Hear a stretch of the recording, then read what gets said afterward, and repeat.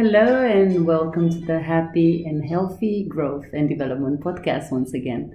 I am Janina and I will shift that today. I'm not just your host, but I am a human being who chooses to connect, inspire, and stimulate same other-minded people. And so I'm only saying that because I don't want you to listen to me and watch this video because of my credentials, because of what I've done, because of my qualifications. But I want you to listen because of the energy that I might send through and the transparency. If this relates and resonates with you, you can stick around. If it doesn't, just, choose that information that is going to get to you, just as I've invited you to choose and be selective with the information that comes to you during these adversities, during this challenging time. I'm not identifying with my name nor my nationality, ethnic background. I'm not identifying with my name nor with my scar.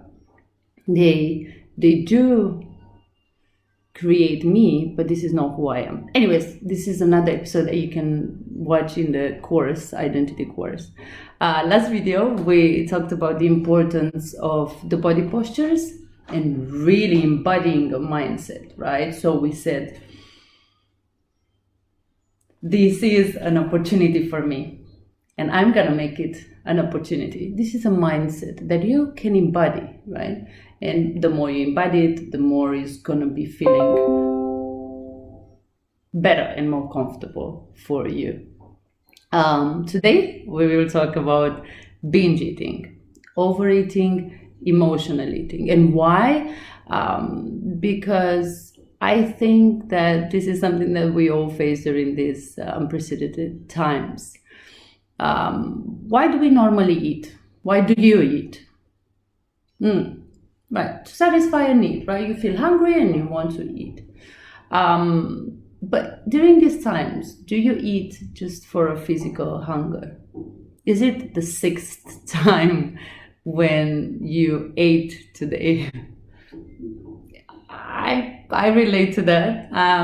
Today I've chosen to actually fast just because of a cleanse that I want to do with my body, as I became aware that I'm overeating or I'm eating my emotions of uncertainty. So that's why I've chosen to make this video, because I feel like it does help me with my own challenge as well. And it's also a relevant topic because it's related to self and the relationship that we have with our emotions. It's crucial for our own development. So who am I to talk about that, right? I know that I brought that up at the introduction of this video, but I feel like knowing my experience would help you open up more as well. So I've been struggling with emotional eating, binge eating, overeating for many, many years. I don't think since I was born, I would not say that, but for a long time, it's safe to say. You might not know that because I'm not coming in front of you and I'm saying, hi, I'm Chi, and I've been addicted to food for 20 years. Nobody comes in front of you and they introduce themselves as an addict because of the fear of being rejected, right? But that's another topic. I don't want to mix them up too much. Today I've decided to be vulnerable, which is an act of courage, as Brené Brown defines vulnerability, just so that you can open up as well, hopefully. Do you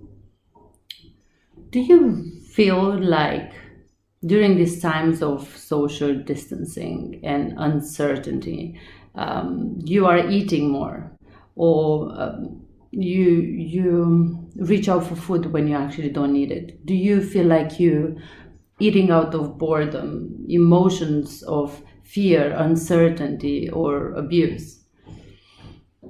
Do you? Well, I'm here to say that you're not the only one.